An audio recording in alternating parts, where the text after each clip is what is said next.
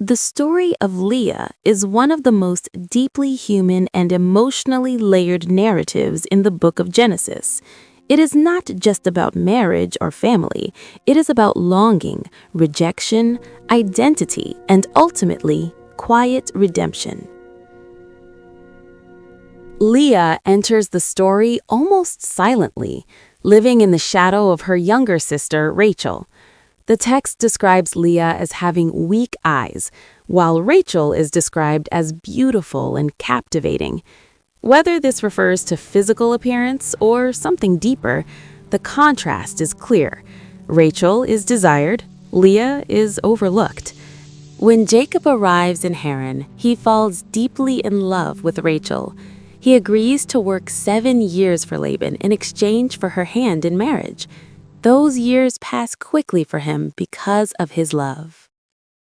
But on the wedding night, under the cover of darkness and tradition, Laban deceives Jacob. Instead of Rachel, he sends Leah into Jacob's tent. By the time Jacob realizes the truth, the marriage is already consummated. Leah becomes his wife, not by his choice, but by circumstance. You tricked me. This was not our agreement. It is our custom, you must understand. Custom, this is deceit. Be calm. Jacob is outraged, but Laban justifies his actions by local custom. The older daughter must be married first. Jacob is then given Rachel as well, after agreeing to work another 7 years. From that moment, Leah lives in a painful reality. She is married, yet unloved, chosen by law, but not by heart. The ache of being unloved. The narrative makes a powerful statement. God saw that Leah was unloved. While Rachel remains barren for a time, Leah begins to bear children. But each child she names reveals her inner world, her longing for Jacob's affection. When Leah gives birth to her first son, she names him Reuben, which carries the meaning, see, a son. A son has been given. But this is more than just a name. It is a cry from her heart.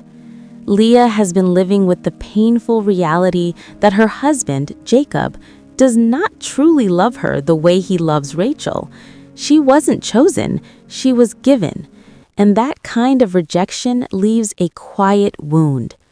So when her son is born, Leah sees it as an opportunity, a turning point. In her heart, she is thinking, now he will notice me. Now he will value me. Now he will finally love me. Reuben becomes, in a sense, her offering of hope. In that culture, bearing a son was deeply significant. Leah believes this child might change her position in Jacob's heart, might finally make her seen. But beneath that hope is also pain, because her statement, surely my husband will love me now, reveals that until this moment she has felt unloved, unseen, and emotionally alone. It's a very human moment, wanting to prove your worth, hoping that doing something enough will earn love, longing for someone's affection to finally turn toward you. Reuben's birth is not just the beginning of motherhood for Leah, it is the beginning of her emotional journey. A journey that starts with seeking love from a person and slowly, over time, shifts toward finding her worth in God instead. That single sentence carries both hope and heartbreak at the same time. Then comes Simeon. He has heard. Leah believes God has heard that she is unloved. Next is Levi, attached.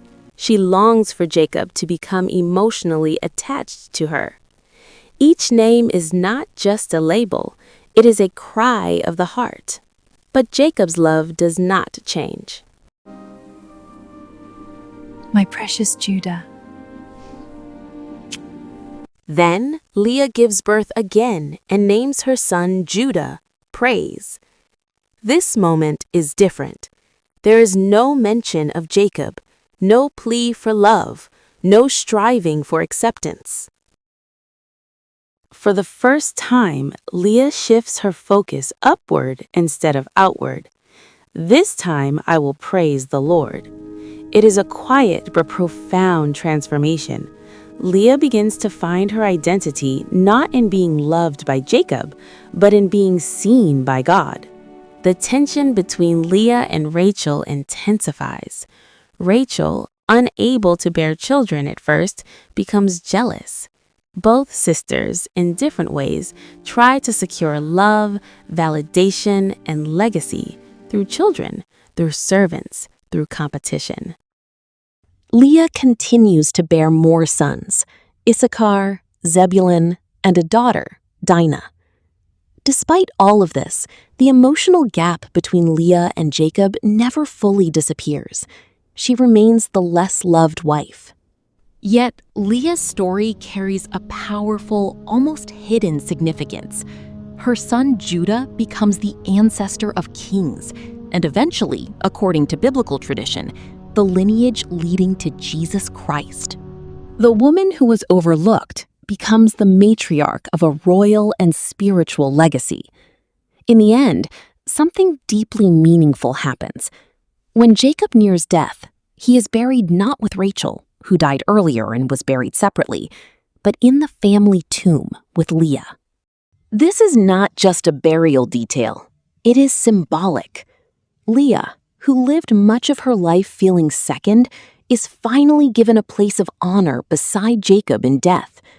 The one who was not chosen in life is ultimately remembered and established in legacy. Leah's story is not loud or triumphant in the usual sense. It is quiet, aching, and deeply relatable. It speaks to the pain of being overlooked, the longing to be loved and chosen, the struggle for identity beyond human approval, the slow, sacred shift toward finding worth in God. Leah was never the center of attention, but she became central to the story in a way no one could have predicted. Her life reminds us that being unseen by people does not mean being unseen by God.